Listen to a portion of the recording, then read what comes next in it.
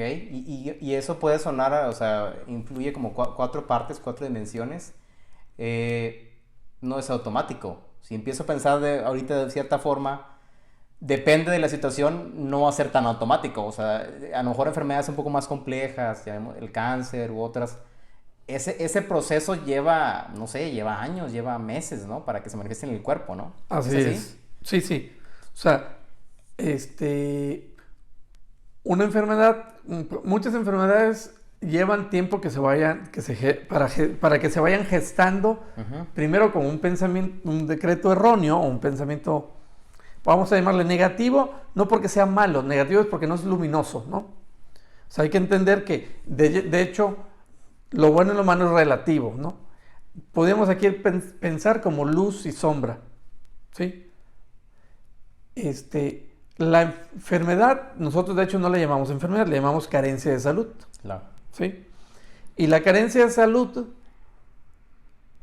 es carencia de salud porque no tiene una esencia propia, la enfermedad no tiene una esencia propia, es el derivado de la carencia de salud. Ya. Si lo quisiera explicar desde otro enfoque es, te puedo explicar la luz, pero no te puedo explicar la oscuridad porque la oscuridad no tiene una esencia. La oscuridad no es más que la carencia de la luz. Claro. La enfermedad no es una esencia, es simplemente la carencia de salud, porque fuimos concebidos en la mente de Dios, si se le puede llamar así, Ujú. no con enfermedades, pero en el recorrer de los tiempos hemos ido acumulando enfermedades, ¿no? Ok. Como humanidad, hablando en general, ¿no? Ujú. O sea, se ha ido manifestando la carencia de salud por decretos erróneos, porque nos han contado otra historia y nos la hemos creído, por decirlo de una forma, ¿no? Ok. Se me hace muy interesante porque yo ya he escuchado esa parte de que la oscuridad es la ausencia de luz, pero es muy lógico, o sea, también aplica para la parte de la, llamémosle enfermedades, ¿no? Que es realmente una carencia de salud, ¿no? O sea, desviarnos de ese patrón que es para el que venimos y con el cual fuimos creados, ¿no? Que fue lo que más o menos te pude entender. Me siento como en clase, ¿no? Casi que estamos ahorita con el pizarrón ahí. Y a lo mejor por la experiencia que ya tengo contigo Sí, sí, previa en sí. esta parte. Y esta parte, ¿cómo, ahora, esta información, cómo viene a complementar o cómo es el acercamiento que tienen en el grupo de seniors hacia cómo complementa esto? A lo mejor, si ya hay una persona con alguna carencia de salud importante, ¿cómo complementa esto a algún tratamiento médico que a lo mejor alguna persona ya esté siguiendo? O sea, ¿cómo lo manejan en ese aspecto? Digamos que hay dos áreas como se pueden ver. Este, la parte que hace un terapeuta, porque alguien que aplica una terapia de curación a una persona, se le denomina terapeuta, ¿sí? Ujú. Y vamos a llamarle a la otra persona, al receptor, le vamos a llamar paciente, Ujú. porque es lo natural, el más fácil de entender para toda la gente, ¿no? Pero vamos a, por no llamarle receptor, pero en realidad es un receptor, pues bueno, un paciente, ¿no? Entonces está el terapeuta y el paciente. Hay una parte que hace el terapeuta, que es una técnica de curación, que la aprende, cualquiera la puede aplicar. Ujú. Es una técnica que se enseña en un curso que dura una semana normalmente, de cómo proyectar energía para volver a balancear toda la estructura energética, desbloquear los meridianos, ahorita lo que hablábamos del bloqueo de los meridianos, y para que haga un reseteo, vamos a decir, Ok. una armonización de los conductos y la estructura energética de la persona. Ok. Y entonces vamos a decir, pues ya el terapeuta le da un reset y lo deja desbloqueado, ¿sí? Ok.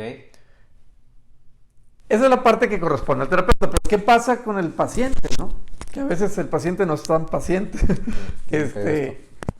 Bueno, si ese paciente se va después de una terapia y continúa con sus patrones, depende, tarde o temprano va a suceder lo que ya había sucedido, ¿no? Se va a volver a bloquear los meridianos y toda la parte que sucede a nivel energético. Entonces, la parte que le corresponde a un receptor, pero que también nos correspondería a cualquiera, simplemente por mantener una salud más adecuada, Ujú. es el empezar a hacer decretos positivos. Ok.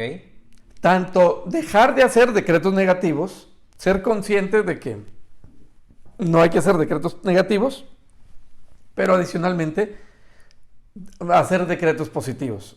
O sea, Ok.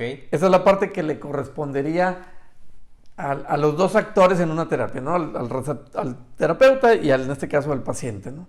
Ok, porque sí, porque sería muy fácil, ¿no? Ya el terapeuta me acomodó energéticamente y pues yo puedo seguir con mi vida, ¿no? O sea, pero pues también hay una parte que me corresponde, una parte responsable que yo como tomar, ¿no? Y se me hace muy, muy interesante porque a mí me da la impresión de que ya desde que la persona le enseñas de dónde viene este patrón de pensamiento o este decreto erróneo que la persona está generando para que se desencadene una carencia de salud, yo entiendo que ya ser consciente de eso ya es un gran paso. O sea, porque pues pudiera seguir en completa ignorancia y pensando que esto, digo, no siempre es el caso, entiendo que esto es como una tendencia, que la enfermedad tiene un componente físico, pero también tiene un tema metafísico, mental, emocional. Más yo siento que, pues sí, ¿no? Te da cierta conciencia sobre que tiene dos partes, ¿no? Y creo que así tienes una mayor capacidad para influir en que tu cuerpo recupere ese estado de salud.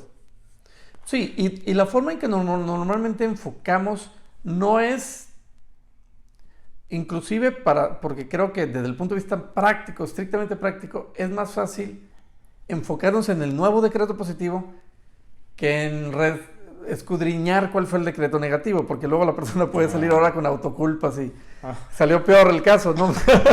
Ahora se siente culpable de haber sido el causante. No. Entonces lo que hacemos es, para efectos prácticos, es darle el nuevo decreto. Claro, enfocarte. O dicho de otra forma es, piensa positivo. Y con el puro hecho de pensar positivamente, la mente de la persona, de entrada pasan dos cosas. Deja de estarle dando importancia a lo negativo, porque ahora se va a enfocar con su mente en lo positivo.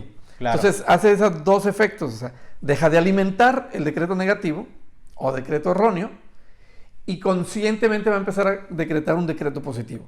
Okay. Entonces, ese decreto positivo, que al fin de cuentas es de nuevo el patrón de pensamiento que explicaba ahorita muy rápido, de que el pensamiento es luz. Cuando alguien emite un pensamiento positivo, inclusive sin ninguna carencia de salud, sin ninguna enfermedad, pues, también va a ayudar a que su mundo interior, desde el punto de vista energético, se eleve de vibración. Okay. Porque está generando conscientemente patrones positivos.